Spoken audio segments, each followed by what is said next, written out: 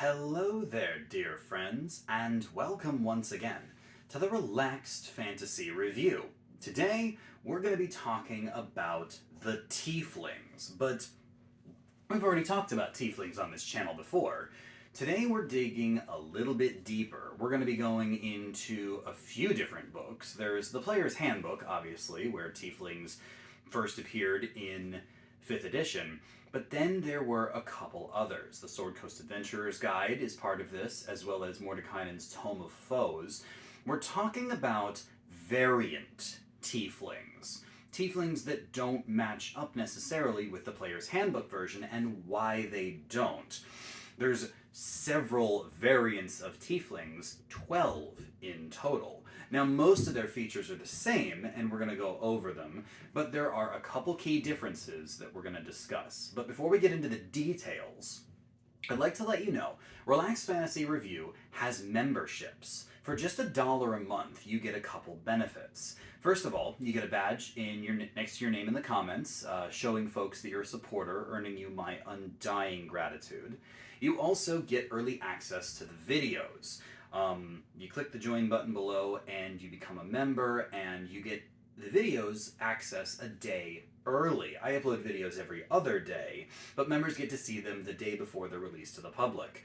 So yeah, it's a nice little deal. If you're into that sort of thing, please go ahead and consider joining. And if you can't or just don't want to, it's totally fine. I appreciate you being here and watching the content. Thank you for being here.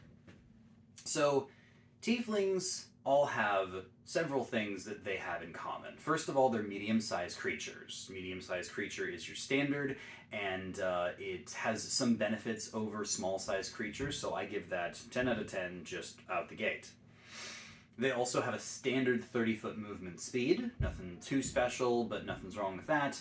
9 out of 10 for their speed. They all have dark vision. Dark vision is the premier racial feature, the one everyone wants, and it's a 10 out of 10 feature without question. They also all have hellish resistance. This is just blanket resistance to fire damage, which is certainly not a rare type of damage. You see fire damage everywhere, and having just natural resistance to it is a pretty strong feature, and I give it 9 out of 10 as well. Finally, their common languages are Common and Infernal. Unlike several other races in D&D, they weren't given the option to choose their language. It's just Common and Infernal, and if you want to switch it up, you gotta have DM's permission. That does limit their variety a little bit, so that's an 8 out of 10 feature. But now, on to the variances between them. The first 9 types of tieflings get their ancestry from the 9 different archdevils that rule over the 9 circles of hell. And as such, the types of tieflings are named after the archdevil that's in their bloodline. So let's go through them, one at a time, through the 9 layers of hell. First of all, Avernus, the top layer of hell, and its archdevil, Zariel. Zariel gives a +2 to charisma and a +1 to strength. Charisma, endlessly useful. Strength, a little more specific. I give this 10 out of 10 and 6 out of 10 respectively. And then you get the Legacy of Avernus feature, which gives you some natural spell casting. That's something most tieflings have. This particular one that Avernus gives is the Thaumaturgy cantrip, as well as the spells Searing Smite and Branding Smite. It's incredibly specific, and it does go well with the strength-based attacking, so if you are a fighter or something like that, this is good. But for most spellcasters, this isn't going to do much for you, since smite spells take weapon attacks to use. So I give 6 out of 10 for the Legacy of Avernus.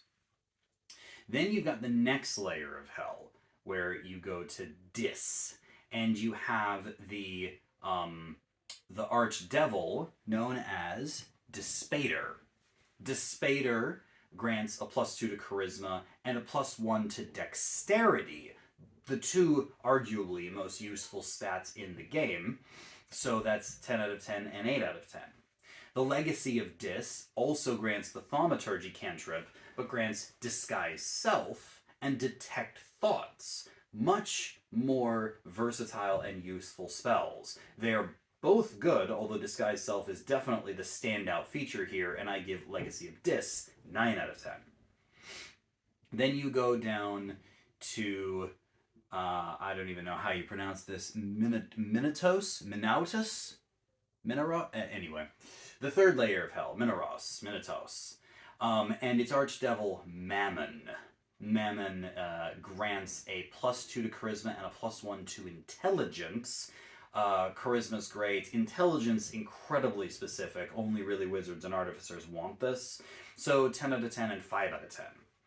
Then the Legacy of Minaros grants the Mage Hand cantrip, a little more useful than Thaumaturgy, I'd argue, as well as Tenspher's Floating Disc and Arcane Lock. 2 utility spells that aren't the best in the world, but they certainly have their uses. But for Mage Hand alone, I'm going to give Legacy of Minaros 8 out of 10.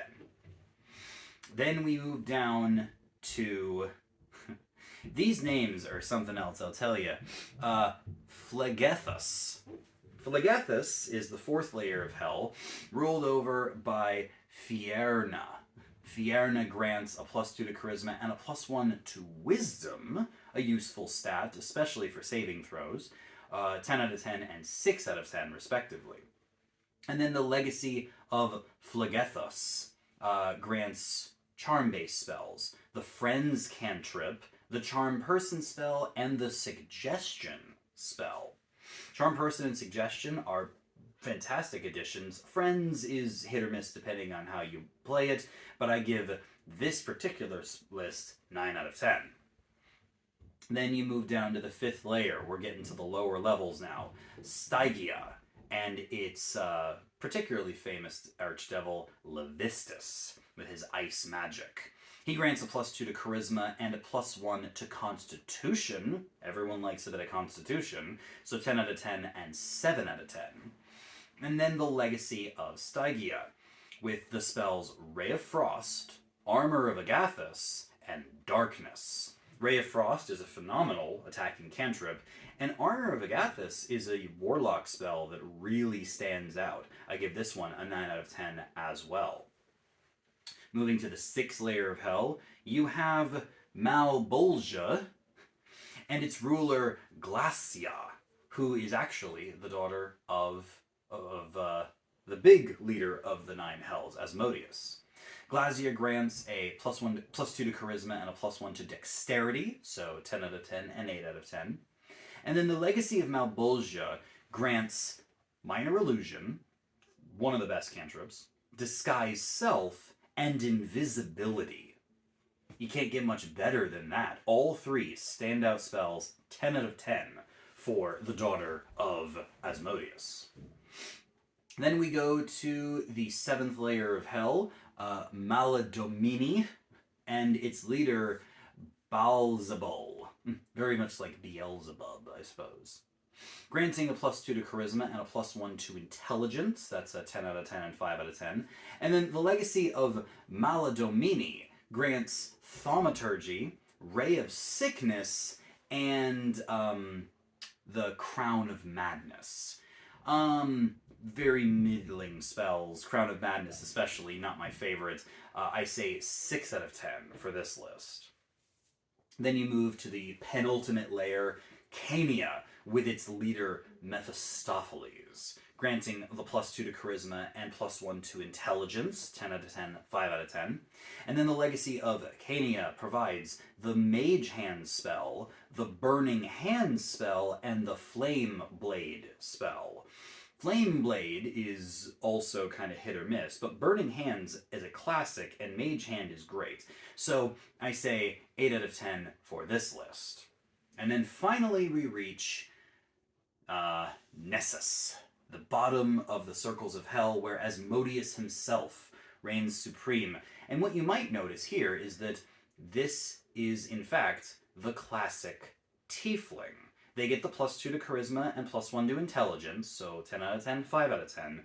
And then they don't have the Legacy of Nessus. They simply have Infernal Legacy from the Player's Handbook. This is Asmodeus's Tiefling, with Thaumaturgy, Hellish Rebuke, and the Darkness spell.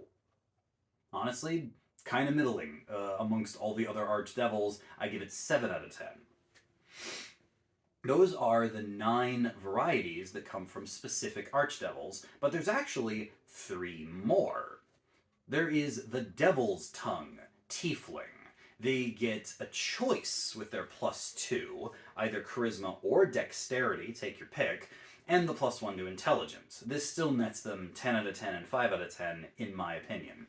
And then they get the Devil's Tongue Power, which grants them the cantrip Vicious Mockery, only way to get it outside of the Bard class, as well as Charm Person and Enthrall. A decent spell list. Enthrall is kind of but the other 2 are pretty good. I say 8 out of 10 for Devil's Tongue. Then you have the Hellfire Tiefling.